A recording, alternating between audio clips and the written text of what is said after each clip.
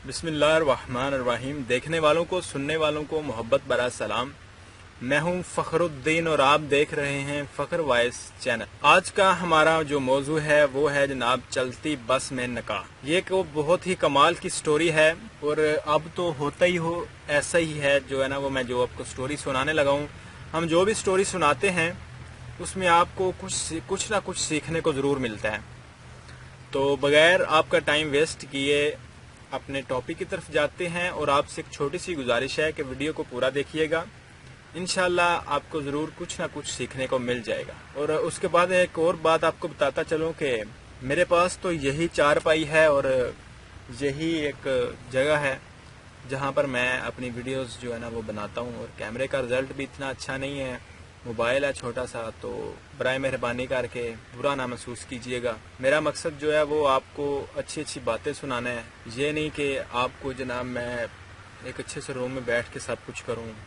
मेरे पास तो इतने वसाइल नहीं है। मेरे पास जो कुछ है मैं आपके सामने रख रहा हूँ। तो आपको टाइम वेस्ट किए बगैर अपने टॉपिक की तरफ आते हैं।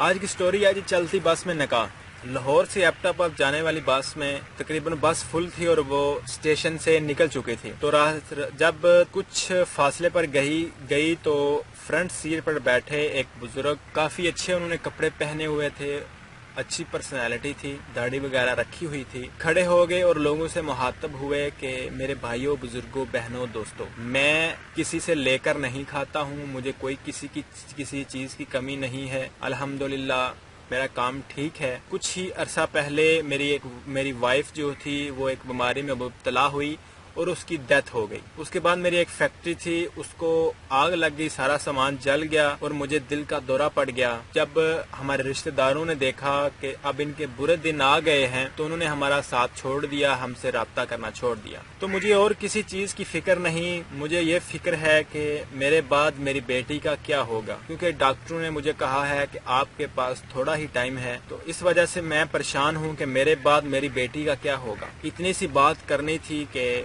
उनकी तबीयत खराब होने लगी।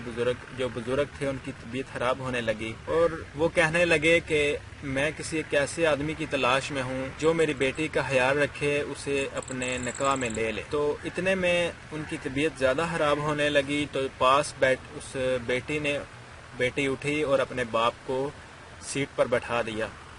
तकरीबन कुछ ही टाइम के बाद पीछे से एक आदमी की आवाज आई। वो आदमी खड़े हो गए और उन्होंने कहा, जी मेरे दो बेटे हैं, एक बेटा जो है वो डॉक्टर है, उसका निकाह हो चुका है, और दूसरा बेटा जो मेरे पास बैठा है ये इंजीनियर है। हम इस लड़की की तलाश में हैं, आपसे दरख्वास्त है बराए मेहरबानी मुझे इस लड़की का जो है ना वो निकाह अपने बेटे से करने दें। मैं इस लड़की को सारी उम्र, जब जितनी मेरी उम्र है, मैं इसको बाप की कमी महसूस नहीं होने दूंगा। ये बात करनी थी कि बाबा जी तो खुश हो गए और हर तरफ तालियां ही तालियां, क्लैपिंग होने लगी। फिर लड़का जो है वो खड़ा हो गया, उसने कहा, जी मुझे कबूल है, मैं इनसे निकाह करने को तैयार हूँ। लड़की ने भी जवाब दिया कि मैं भी तैयार हूँ, मैं इनसे निकाह करूंगी। तो पास ही बैठे एक मौलवी साहिब ने कहा कि जी मैं इमाम मस्जिद हूँ, तो अगर आप इजाजत दें, दोनों घर राजी हों, तो मैं इनका निकाह पढ़ाने के लिए तैयार हूँ। इनका निकाह अभी पढ़ा देते हैं ताकि ये सफर एक मुबारक सफर बन जाए। तो वो दोनों घर राजी हो गए। मौलवी साहब ने कहा, जी चलिए निकाह पढ़ाते हैं। जब निकाह पढ़ा जा चुका था तो पास ही एक बैठे जनाब ने आदमी ने कहा, जी मुझे छुट्टियां हुई हैं तो मैं काफी अरसे के बाद घर जा रहा हूँ, तो मैं ये लड्डू लेके जा रहा हूँ। काफी ज्यादा लड्डू थे, लड्डू लेके जा रहा हूँ। तो मैं ये समझता हूँ कि लड्डू घर की बजाय इधर ही बांट देने चाहिए सबको। उस शख्स ने लड़की के बाप को ये कहा। तो लड़की के बाप ने कहा, जी बिल्कुल जरूर ऐसा ही करते हैं। बाबा जी ने ड्राइवर से कहा कि भाईजान अगर आप थोड़ी देर 5 मिनट किसी जगह पर रुक जाइए तो ताकि ये सब लोग लड्डू खा सकें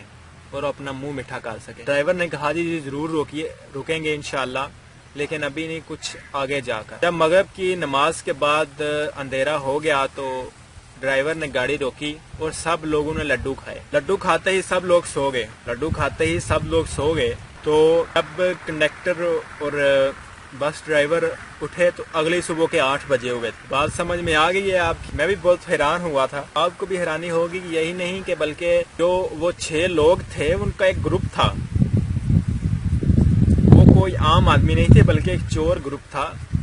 وہ لڑکی کا باپ، لڑکی، بیٹا اور بیٹے کا باپ، مولوی صاحب اور لڈو کھلانے والا، یہ 6 بندوں کا گروپ تھا اور وہ چور تھے۔ انہوں نے ایسی گیم کھیلی لوگوں سے کہ لوگوں کی آنکھوں کے آگے پردہ ڈال گیا اور لوگ جو ہے وہ اپنا سارا کچھ کھو بیٹھے۔ کسی کے پاس نہ گھڑی، نہ موبائل، نہ کوئی والیٹ، سب کچھ لے گئے۔ اس سے ہمیں سبق یہ ملتا ہے کہ کوئی بھی چیز کسی سے جو ہے نا وہ راستے سے میں نہ لے کر کھائیں۔ تو جو لوگ اس طرح کرتے ہیں ان سے بھی اللہ تعالیٰ ان کو سیدھے راستے پر چلنے کی توفیق عطا فرمائے اور ان کو سیدھا راستہ دکھائے، کیونکہ سیدھا راستہ دکھانے والی ذات تو اللہ کی ہے، ہم لوگ تو بس کوشش کر سکتے ہیں۔ اللہ تعالیٰ ان کو ہدایت نصیب کرے۔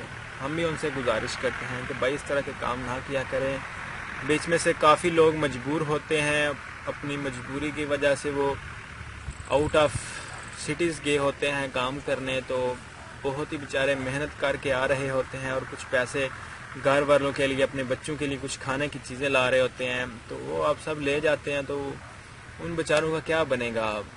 اللہ تعالیٰ کے خوف سے ڈریں، آپ نے بھی ایک دن مرنا ہے، اور کیا کریں گے وہاں پر آپ؟ کیا تو برائے مہربانی کر کے اس طرح کے کام مت کیا کریں، اللہ تعالیٰ کو یاد کیا کریں، نماز پڑھا کریں، ذکر و اذکار کیا کریں۔ امید کرتا ہوں کہ میری یہ چھوٹی سی ویڈیو آپ کو اچھی لگی ہوگی۔ ویڈیو کو لائک کیجئے، شیئر کیجئے اور ہمارے اس چینل کو سبسکرائب کیجئے۔